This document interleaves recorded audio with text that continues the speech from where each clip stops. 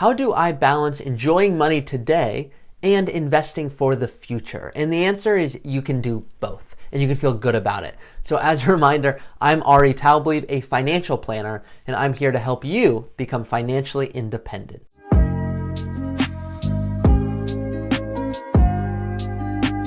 So in today's video, we're balancing how do I have fun today, but also invest for the future.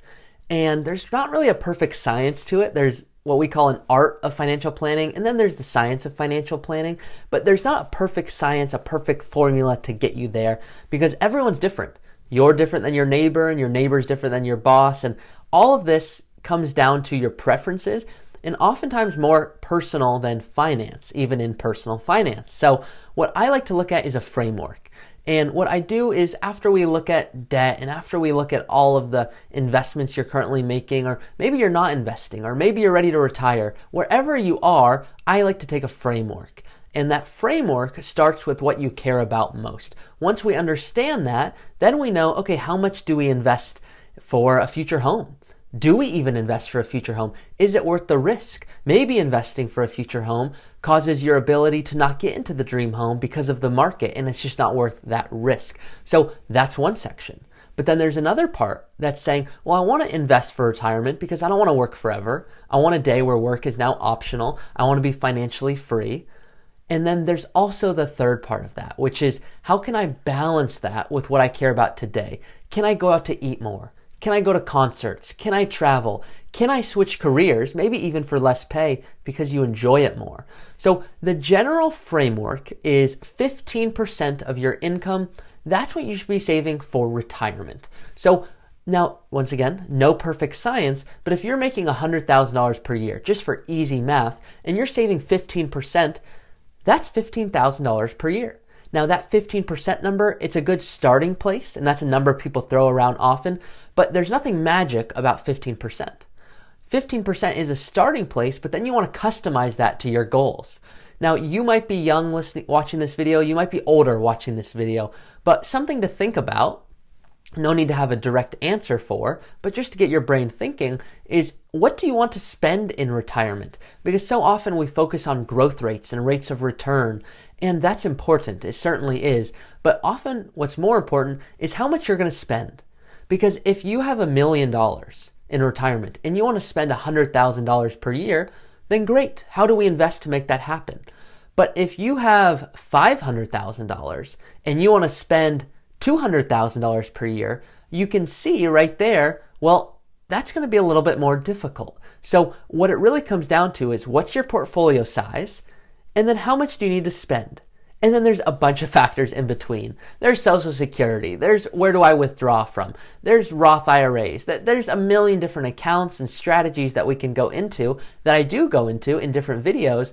But the focus of today is balancing, because what I don't want to have happen is you'd oversave for retirement. Let's say that $100,000 is your income and you say, Ari, I'm saving 15% and that's comfortable.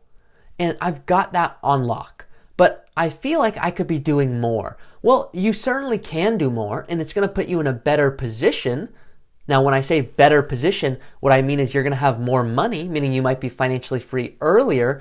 But you might say, Ari, by me investing an additional 15%, so now I'm saving $30,000, almost a third of my income is going towards retirement. That's amazing, and it seems amazing, but what are you giving up today to be able to do that?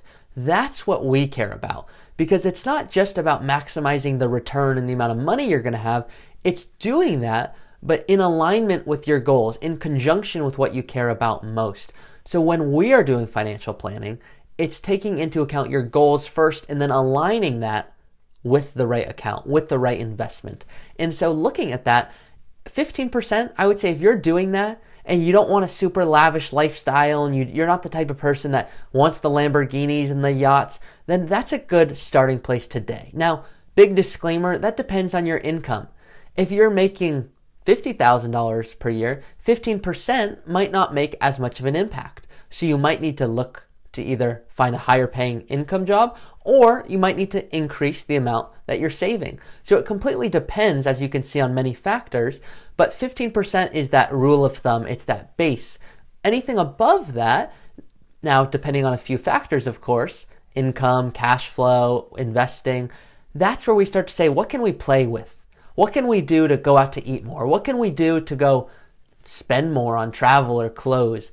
The goal of this, as a reminder, is save for retirement so you feel like you're on track. And on track is a phrase that's thrown out all the time. On track just means you're doing the right things, you're saving and you're investing for your goals.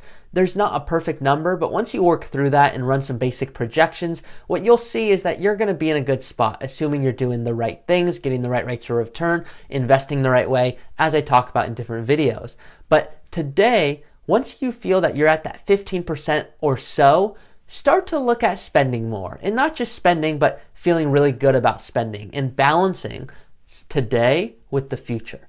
There's not a perfect science or a formula to it, but it depends on your goals and what you care about most.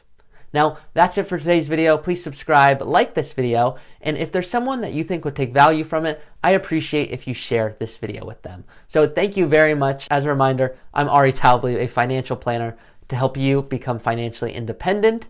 And you can check out this video here for more videos on investing and taxes and strategy. And always, please comment below if there's something particular you want me to make a video on. Always love reading all those comments. Thank you.